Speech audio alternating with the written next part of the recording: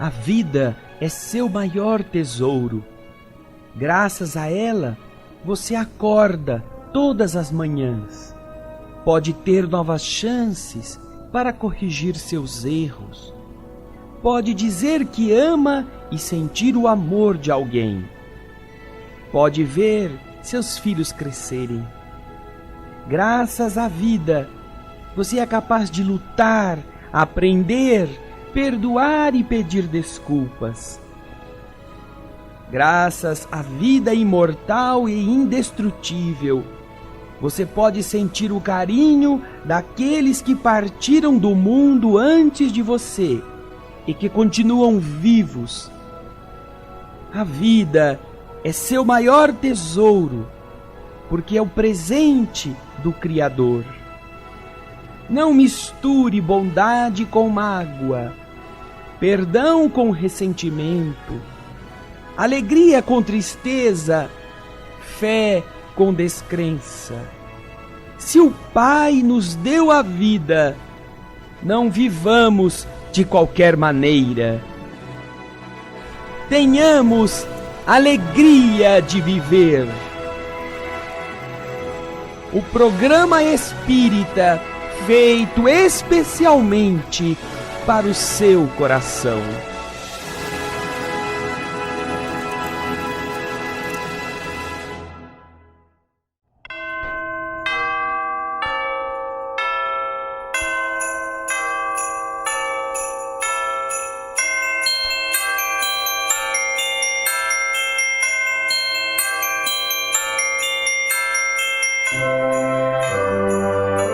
Olá pessoal, estamos iniciando mais um programa Alegria de Viver. Vocês escutaram aí blim blom, blim blom. Então, hoje mais do que nunca, com muito mais alegria, com muito mais ânimo, porque é um dia especial, dia 25 de dezembro, estamos aqui para participar, para desfrutar, para conversarmos com vocês a respeito dessa data comemorativa tão especial para todos nós. Eu sou Solange Godoy, junto com André Luiz Ruiz. Como vai, André? Olá, Solange! Olá, queridas irmãs, queridos amigos. É uma data especial, como a Solange disse, e a Boa Nova abraça cada um de vocês com esse sentido de amor, esse amor cristão, esse amor generoso, esse amor que se preocupa com a felicidade do outro. Por isso, você esteja atento ao nosso programa de hoje. Ele vai tratar de temas interessantes que a Solange e eu vamos abordando ao longo do nosso programa, não é mesmo, Solange? Isso. Hoje nós estaremos falando a respeito de algumas curiosidades sobre o Natal. De onde veio aquela tradição, essa tradição comemorativa? Porque sempre dia 25 de dezembro, de onde veio isso? E nós vamos ver que isso é muito antigo, vem lá de trás, né, André? É, isso mesmo. Nós vamos entender, e o programa de hoje vai abordar 4 aspectos curiosos desta data. Coisas que a gente não sabe e que a história nos explica como que aconteceu em cada um desses itens, tá bem? Vamos começar então explicando de onde veio essa tradição comemorativa de termos esta data, 25 de dezembro, em nosso calendário para o nascimento de Jesus, não é? Vamos lá, Solange? Vamos lá. A palavra Natal vem do latim natale. E como é fácil de se imaginar, quer dizer o dia do nascimento, do aniversário de um nascimento, ou seja, uma festa do nascimento. Assim, a festa do Natal, ela celebra o fato histórico do nascimento daquele que seria considerado a encarnação do Verbo divino. Em Roma, a partir da primeira referência que se tem do Natal, no ano de 336 depois de Cristo, obviamente, essa data, 25 de dezembro, tem uma ligação muito forte com o símbolo que remonta aos ancestrais romanos dos tempos pagãos. O sol era muito importante na vida do homem do campo, porque o pagão era exatamente o homem camponês. Paganos era o homem do campo. E este sol, do mesmo jeito que hoje é importante, na época ainda era muito mais. A presença do sol no céu garantia, além da luz, da claridade e do calor, garantia as condições adequadas para a sobrevivência da vida e de outras formas de vida não humanas das quais os homens dependiam. É importante nos lembrarmos de que no hemisfério norte, o período de outubro em diante, ele é caracterizado pelo aumento do frio, com a diminuição da luz do dia em decorrência do início do outono. As árvores vão perdendo as cores verdes, as folhas amareladas começam a cair, a natureza em geral parece estar no estado de hibernação, levando à diminuição da oferta de alimentos e a mais um risco de sobrevivência da vida humana, além do fato muito desafiador que é o do aumento crescente do frio, com neve, gelo e baixíssimas temperaturas. A escuridão é outro fator bastante significativo nesse cenário já difícil, já que os dias vão ficando cada vez mais curtos e a noite vai se tornando cada vez mais longa. Assim, os povos pagãos da Roma Antiga, que dependiam fundamentalmente da agricultura para sobreviverem, relacionavam-se com as divindades pagãs, atribuindo a elas certas vontades ou poderes que deveriam ser estimulados para, com isto, inverter-se aquelas condições adversas do frio e das trevas. A sucessão das estações ainda não tinha sido dominada totalmente, não tinha sido compreendida totalmente pelos homens em seu mecanismo astronômico. No entanto, os homens sabiam que havia períodos de frio e escuridão que precisavam ser superados de tempos em tempos.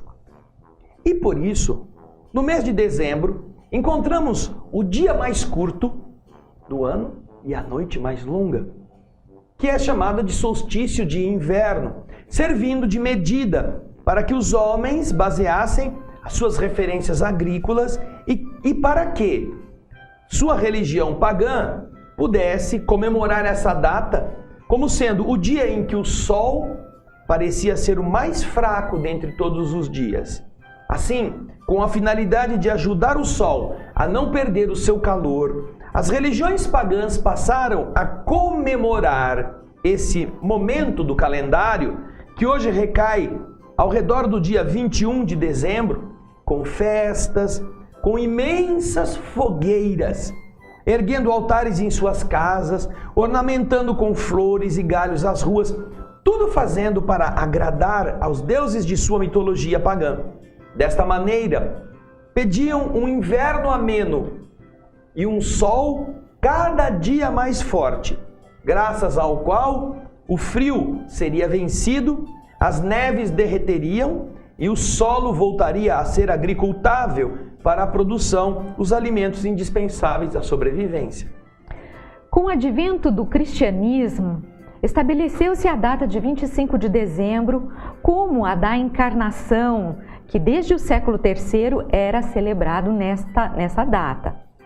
Assim, com a liderança religiosa do cristianismo romano, procurando trazer para o seu seio os povos pagãos, acolhendo o culto e os rituais, então o que os romanos fizeram? Eles acolheram aqueles cultos pagãos e trouxeram para o cristianismo, para que as pessoas, aqueles que eram pagãos, se tornassem adeptos do cristianismo, comemorando nas mesmas datas.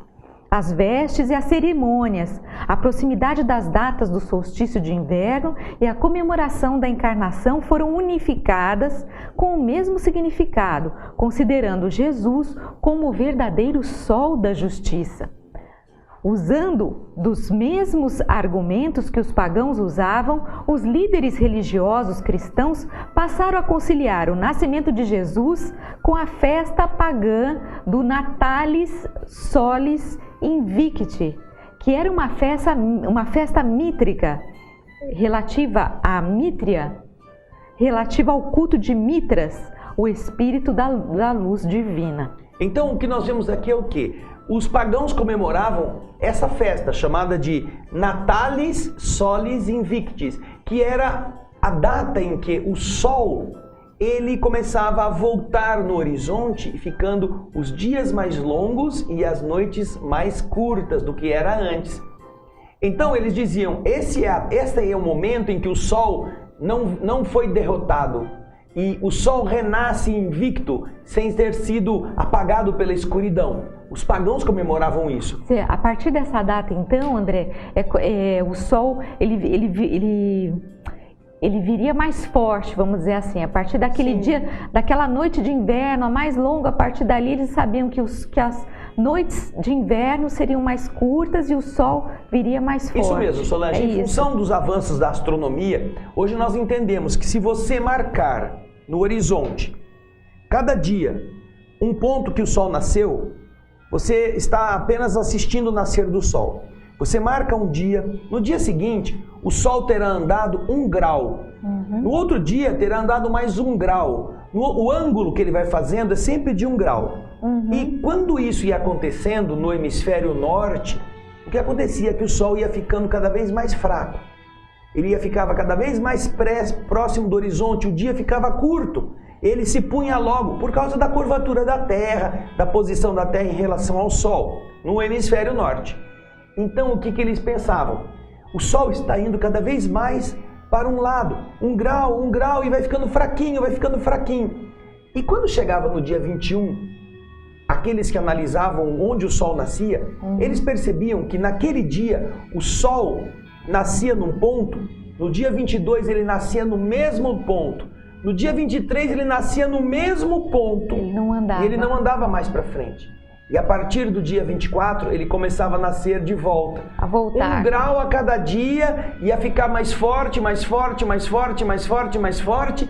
Então essas datas, chamadas de solstício de inverno no hemisfério norte, eles comemoravam e eles faziam fogueiras para dar força para o Sol. Porque se o Sol continuasse a migrar e a cada dia 1 grau a menos, ele ia ficar cada vez mais fraco, fraco, fraco e até desaparecer. Era a visão desses povos. Então, com isto, os que vieram depois do nascimento de Jesus, modelando a igreja, eles acharam interessante considerar este período simbolicamente também como a data do nascimento de Jesus, que é para eles o sol da justiça, a encarnação desta força generosa que vem trazer luz à terra. E assim, dezembro ficou fixado pela Igreja Romana como o mês da festa litúrgica do Natal de Jesus, do nascimento, sendo comemorado esta data pelos cristãos em Roma no ano de 336, e estendendo-se a todos os outros países cristãos, tanto do Ocidente quanto do Oriente.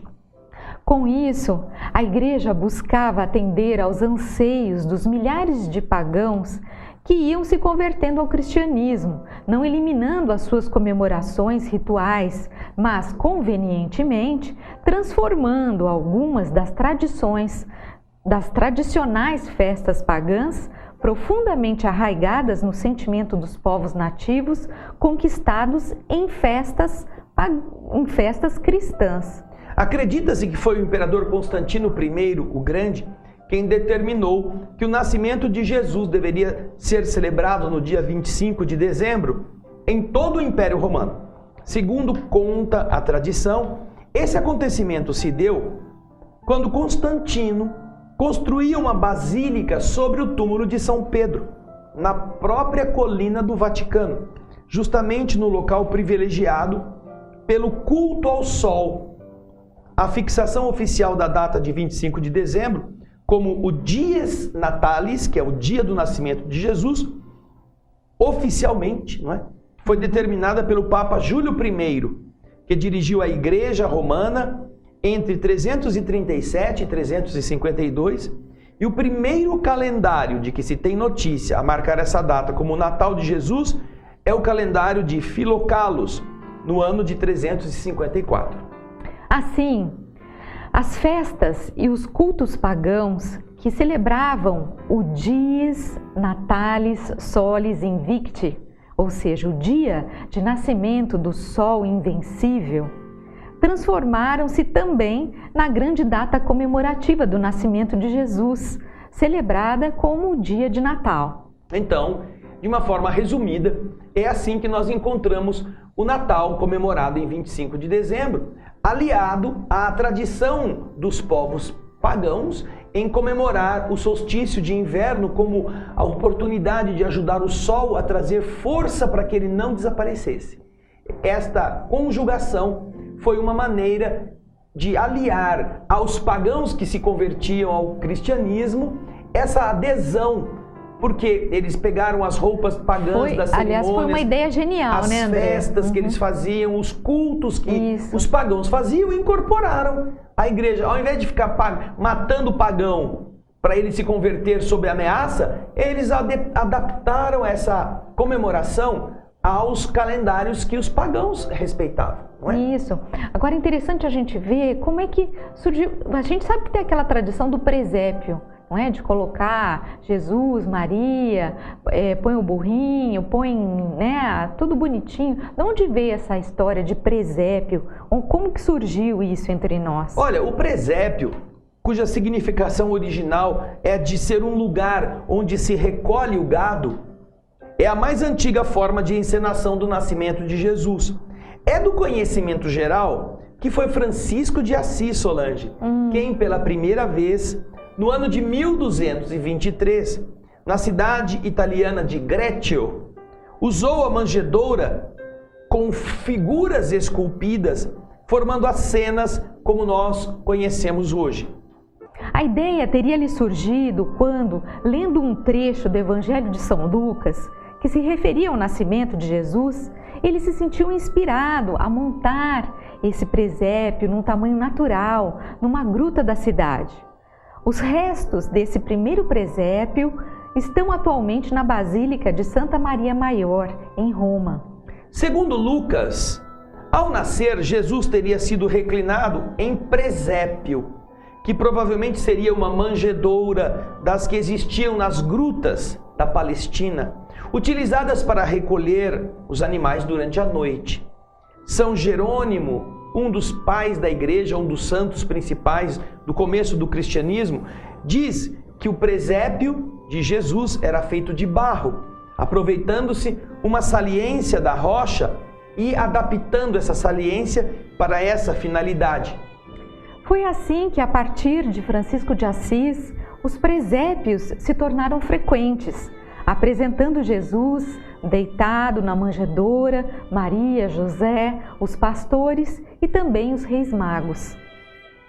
O certo, pois, é que a cena da reconstituição do nascimento de Jesus tem essa origem remota, já que Francisco montou um presépio na noite de 24 para 25 de dezembro, em 1223, em uma manjedoura cheia de feno e colocando perto dela um boi e um jumento. Acima da manjedoura de então, Francisco improvisou um altar. E nesse cenário ocorreu a oração da meia-noite, na qual o próprio Francisco, vestido simplesmente, cantou o Evangelho, juntamente com o povo simples, pronunciando comovedor discurso sobre o nascimento do menino Jesus. Um dos presentes naquele dia teve uma visão de que na manjedoura dormia uma criança e que Francisco aproximou-se dela, acordando-a. Estava, portanto, reconstituída ao vivo a cena histórica, então denominada de presépio. Dessa forma, pela primeira vez, festejaram todos os presentes, religiosos, convidados e as pessoas humildes do povo, com o sentimento de alegria, a festa do Natal Salvador. E então, nós vamos agora para o nosso primeiro intervalo, para que depois nós terminemos a questão do presépio, assim que o nosso programa Alegria de Viver estiver de volta. É rapidinho, a gente espera você. Estamos apresentando um programa Alegria de Viver.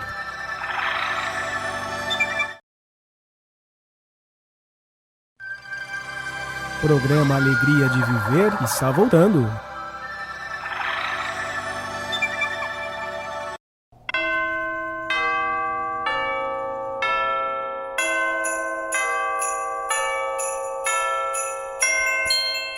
Estamos de volta com o programa Alegria de Viver. Estávamos falando do presépio, que Francisco montou aquelas imagens tão bonitas noite de Natal, em que ele colocou Maria, José, o menino Jesus, colocou o jumento, enfim, estavam lá presentes todas aquelas esculturas. E essa cena tão bonita foi comemorada por todas as pessoas ali presentes, e foi também esta cena narrada por Tomaso da Celano, que foi biógrafo de Francisco, na obra Vita Prima, isso em 1229. Apenas 6 anos depois que essa cena teria acontecido, porque Francisco ele comemora o Natal de 1223 com esta encenação. E apenas 6 anos depois, Tomaso da Celano faz uma biografia de Francisco, talvez a mais antiga conhecida, que está narrada em Vita Prima, uma obra que ele escreveu. E ele já fala desta cena. Depois de 30 anos, a cena também foi descrita por São Boaventura, que foi, acho que, um outro biógrafo, não é, André? Em cada época, depois que passou esse primeiro momento comemorativo, as pessoas então foram alterando a disposição, acrescentando figuras, modelando cenários mais soberbos, mais ou menos suntuosos, mas a beleza da ideia correu todo o mundo cristão, Solange, e até os dias de hoje produzem maravilhas na inspiração da fé e dos cultos a valores de bondade, simplicidade que Jesus vivera desde os primeiros momentos da sua vida na Terra.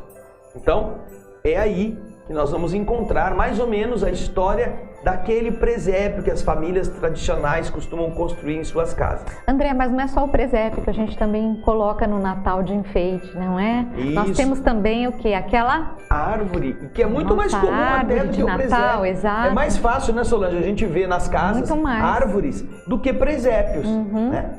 E de onde será que veio essa ideia da árvore de Natal? Por que será que ela simboliza isto? Isso mesmo. Muito antes da era cristã, era costume no norte da Europa afastar os maus espíritos das árvores para que, mesmo no inverno, elas permanecessem verdes. Os ramos das coníferas, que era um tipo de árvore predominante daquela região, também eram símbolo da esperança de regressarem todos à primavera e ao verão, estações em que o sol daria nova força ao homem e à natureza. Nós sabemos que nessas árvores chamadas coníferas, a seiva é muito densa e por causa disto, elas não sofrem o congelamento, elas ficam verdes. Os pinheiros, eles ficam verdes durante o inverno, mesmo cobertos de neve. Mas, veja que interessante.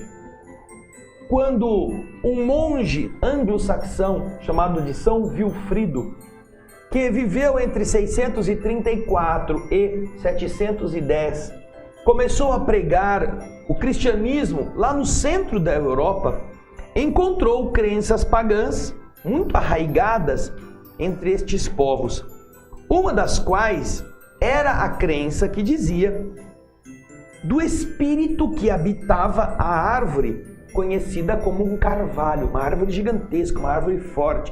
Os pagãos diziam que via um espírito que habitava aquela árvore. Para destruir essa crença, o que ele fez, Solange? Ele resolveu cortar um velho carvalho existente na frente de sua pequena igreja. Segundo a lenda, nesse momento, irrompeu uma violenta tempestade e um raio cortou o tronco em 4 pedaços. Não foi São Wilfrido que acabou cortando o tronco. Ele apenas, para mostrar que não havia nenhum espírito ali protegendo, ele foi lá e disse: eu vou cortar. E aí, na tempestade que caiu, um raio veio e cortou o tronco daquele velho carvalho em 4 pedaços. Porém, havia um pinheirinho novo, verdejante, que ficava bem ao lado do carvalho que foi abatido e que milagrosamente não sofreu absolutamente nada.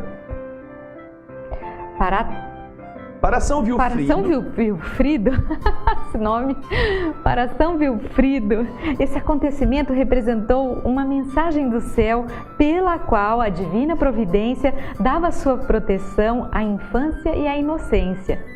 Naquela mesma noite, seu sermão mencionou o fato, dizendo que o pinheirinho, poupado por Deus, representava a árvore da paz e da inocência. Por se conservar sempre verde durante todo o ano, mesmo nos mais rigorosos invernos, o pinheiro era um símbolo da imortalidade.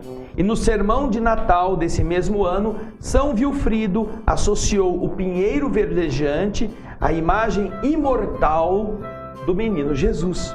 Assim, a árvore passou a representar um símbolo de Jesus, como a vida e a luz do mundo.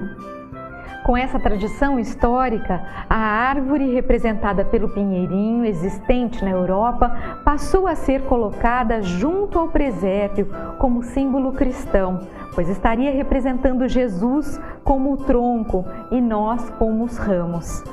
E com o tempo, as árvores passaram a ser enfeitadas com algodão para parecerem-se com a neve, iluminadas para significar que Jesus é vida e luz do mundo, e cada vez mais enfeitadas. Hoje, a árvore é um dos símbolos mais expressivos do Natal, com suas bolas coloridas e luzes multicores. É assim que surgiu a tradição da árvore de Natal. E olha, nós estamos deixando para você histórias muito legais para você contar para os seus filhos, para os seus netos, que devem estar totalmente sem saber por que fazem a árvore de Natal todo ano. É isso mesmo, a gente já contou para você a respeito do presépio, da árvore de Natal, e tá faltando uma coisa essencial, você sabe qual é? Vai pensando, hein? Atenção, o que será? Nós é aquele estamos no dia de Jesus ter nascido. Mas por que quem faz tanta fama nesse dia é o tal do velhinho gordinho de barba branca? Feliz Natal!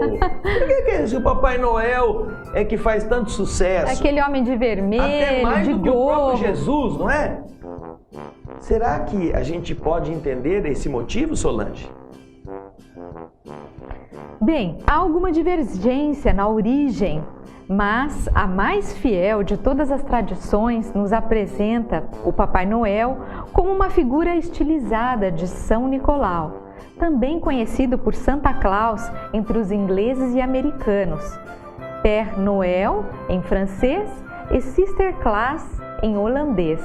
São Nicolau nasceu numa cidade da Ásia Menor, no ano de 271 da era cristã. Ele era filho de pais ricos. Desfez-se da herança, distribuindo dinheiro aos pobres e presenteando crianças que não tinham com o que se alegrar. Chegou a ser bispo e depois da sua morte foi considerado santo pela igreja. Os marinheiros, vejam só, os que navegavam, dos quais era tão amigo como das crianças, porque Santa Claus ou São Nicolau gostava dos marinheiros, resolveram escolher Santa Claus ou São Nicolau como seu patrono celeste. E então os marinheiros levaram a ideia de Santa Claus ou do Pai Nicolau para o mundo todo. Segundo a lenda, conta-se que o pai de Nicolau era muito rico, deixando para o filho uma enorme fortuna. O futuro santo, sempre generoso, soube que um vizinho estava em dificuldades para dar um casamento digno à sua filha. Nicolau, durante a noite e às escondidas, encheu uma pequena bolsa de moedas de ouro, jogando-a na janela do vizinho, e com isso a festa de casamento pôde ser realizada. Mais tarde, quando foi casar a segunda filha, o vizinho também não tinha dinheiro. E Nicolau fez a mesma coisa, encheu uma bolsinha com moeda de ouro, jogou por cima do muro para que o seu vizinho pobre pudesse casar a sua filha. Aquela história, né? Antigamente, se a moça não tinha um tal dote, não encontrava pretendentes. Não era um casamento por interesse, não era. Só que se a moça não tivesse o que dar de presente, não atraía nenhum bobão para casar com ela. Então, o pai era uma tragédia, o pai não poder dar à filha um dote. E aí houve... O problema é que ele tinha 3 filhas.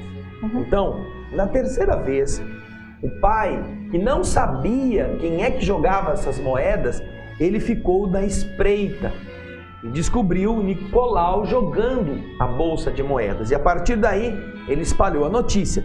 E é por essa razão que algumas imagens de São Nicolau o registram, o demonstram com 3 bolsas penduradas na cintura. Por causa das 3 noivas.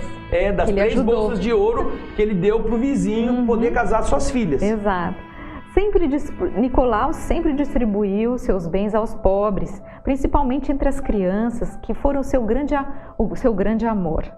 Justamente por isso, tornou-se costume durante muito tempo os pais darem presentes para seus filhos no dia 6 de dezembro, dia atribuído pela Igreja a São Nicolau, dizendo a elas que fora o próprio Nicolau que trazia os presentes do céu. Assim, ele passou a ser representado com longas barbas brancas, montado num burrinho e carregando um grande saco cheio de presentes. Ele entrava pelas chaminés das lareiras das casas. Na Suécia e Noruega, falava-se que o próprio santo era quem distribuía estes presentes, colocando-os nas lareiras das casas, nos sapatos e nas meias das crianças. Essa tradição de presentear as crianças no dia da festa, 6 de dezembro, foi sendo transferida lentamente para o dia 25 de dezembro. São Nicolau faleceu em 342 d.C., cercado do respeito de todos os cristãos. Há cerca de 500 anos, passou a se chamar Papai Noel e associou-se definitivamente ao Natal. Essa imagem que conhecemos do Papai Noel gordo, corado, de barba branca, vestido de vermelho, é originária em um quadro de um pintor norte-americano chamado Thomas Nast, em pleno século XIX. Ele foi quem idealizou essa forma para a ideia de São Nicolau, o Papai Noel, que hoje nós conhecemos. E assim, queridas irmãs, queridos irmãos, nós desvendamos o 4º segredo do Natal, que é esta adequação, porque a data que a igreja atribuía a São Nicolau era um bispo, um homem bom, que tinha uma data no calendário, era 6 de dezembro. Então fica aquela história, a gente dá presente vindo do céu com São Nicolau no dia 6, comemora o Natal de Jesus no dia 25, então vamos fazer uma coisa só. Acabamos por dar de presente aos filhos, comemorando o nascimento de Jesus e a bondade de São Nicolau em um único dia, o dia de Natal. E assim nós temos essa junção dessas 2 formas de comemorar a mesma coisa.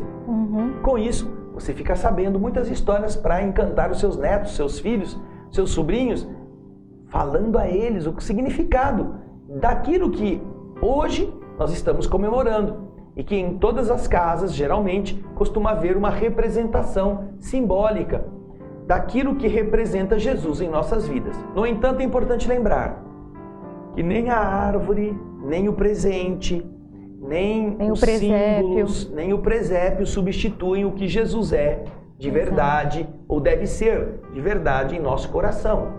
Devemos nos lembrar de Jesus todos os dias, representando-o em nossas atitudes, fazendo com que esse sentido de amor, de bondade, de gentileza, de carinho, esteja sempre marcando as nossas atitudes. É isso mesmo, André. Bonito e interessante, não é? Isso mesmo, Solange. Nós, infelizmente, temos que encerrar o nosso programa. Já estamos Solange. No horário, infelizmente. Quer deixar algum recado? Nós queremos dizer a você que nós não fazemos nenhum tipo de feriado, não temos férias, não temos nenhuma suspensão de atividades. Nós vamos amanhã, dia 26, apresentar o nosso programa, o nosso Espiritismo Sem Mistério, na TV Mundo Maior. Estaremos na semana que vem aqui com o programa Alegria de Viver na Boa Nova. Quarta-feira desta semana vamos estar estudando o Livro dos Espíritos na TV Alvorada Espírita. Exatamente. Ou seja, nossa instituição e nosso trabalho junto à doutrina de amor nunca para, não tem férias, não tem feriado. E nós convidamos você que possa estar com a gente, caso você queira, participando desses encontros com a bondade de Jesus e os ensinamentos de Kardec. Isso, e deixa eu lembrar também que André não falou, mas eu acho que é bem interessante agora que a gente tem uma folguinha aí entre Natal, Réveillon, muitas pessoas entram de férias. Fica o nosso convite para você conhecer o programa O Espírito da Letra. Nesse programa, o André Luiz aqui, ele faz a análise e o comentário das obras de Francisco Cândido Xavier. Então, os livros Nosso Lar, Mensageiros, Missionários da Luz, Obreiros da Vida Eterna, No Mundo Maior, todos esses livros estão sendo lidos, comentados, passo a passo, capítulo a capítulo, e um estudo que é bastante interessante, porque ele tenta tirar, como diz o nome do programa, tenta retirar o espírito da letra, tenta tirar aquele entendimento maior daquilo que está escrito, grafado ali. Então, deixamos o nosso convite para que você conheça esse belo programa, O Espírito da Letra, e estude conosco todas essas obras tão bonitas de Chico Xavier.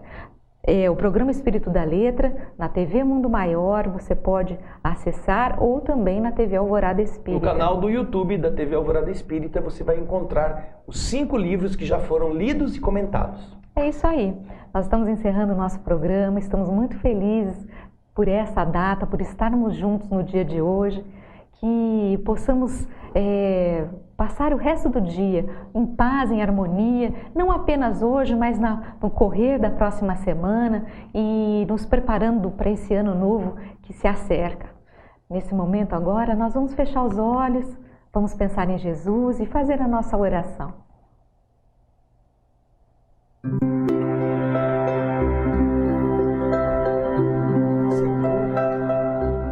Em todas as partes do mundo cristão, as pessoas falam de ti, comemoram o teu nascimento, algumas de forma superficial, outras de forma sincera, alguns apenas comendo e gastando, outras orando, reverentes nas igrejas, em cerimônias que te relembram. Nós queremos, porém, falar contigo, com aqueles que não estão nas igrejas, nem estão preocupados com o sabor dos alimentos, desejando, Senhor, te oferecer um lugar novo para você nascer. Quando José e Maria precisavam de uma cama, os homens fecharam as portas. Estavam interessados no lucro, no afluxo de pessoas em Belém, na noite santa. E então só lhes restou um tugúrio de animais, onde sem quaisquer cuidados, a vida saindo da vida, chegou para embelezar a vida. Nós desejamos, Senhor, que o nosso coração possa servir, quem sabe, de manjedoura que a gente ofereça, de acolhimento amigo a José, a Maria e a você, para que a tua presença, aquecendo-nos por dentro, melhorando-nos em nossos defeitos, corrigidos, em nossa aspereza polida para não te ferir, em nossos espinhos retirados para não machucar o teu corpo tenro, você possa ter o corpo que a gente te oferece para voltar à terra em centenas e milhares de corações reverentes, aqueles que nesse instante também estão pensando em você, nascendo no interior de nossa alma, com os mesmos objetivos do seu tempo, usando cada um como um instrumento, trazendo felicidade e boa palavra, companheirismo e gentileza, reerguendo os caídos, fortalecendo os frágeis, compreendendo os errados, auxiliando os que desejam caminhar no caminho reto. Ah, Senhor, que alegria Dizermos de uma fé que não é apenas o simbolismo de cerimônias, de rituais, mas é, de verdade, aquela que vê tua bondade em toda parte. E que mais do que dizer que acredita, se dispõe a viver o que você ensina, gritando com nossas atitudes que a gente acredita em você, com a esperança de que um dia nós também acreditemos em nós. Feliz Natal, Jesus querido.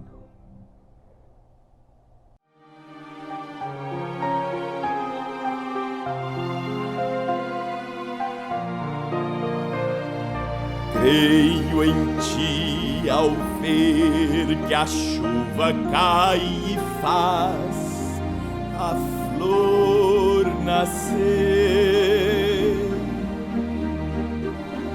Creio em ti, pois sei que enquanto é noite aqui, é dia ali. Creio em ti porque me deste o riso e a dor, me deste o amor do teu amor. Creio em ti, creio em ti. Se a paz sobre nós seu véu descer, eu creio em ti. Se a tempestade a terra abalar, eu creio em ti. Cada vez que neste mundo eu escutar alguém cantar, alguém chorar, direi então, creio em ti, Senhor, eu creio em ti.